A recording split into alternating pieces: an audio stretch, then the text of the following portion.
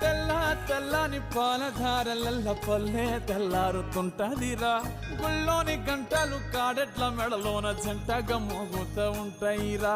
నాగలి భుజాన పెట్టుకుంటే దోస్తులు చెయ్యేసినట్టేరా కొట్టు గోదా పక్కన ఉంటే కొండంత బలగం ఉన్నట్టురా చల్లగాలి మోసుకొచ్చెరా సేను శిలకల ముచ్చట్లు దారి పొడుగు చెట్ల కొమ్మలా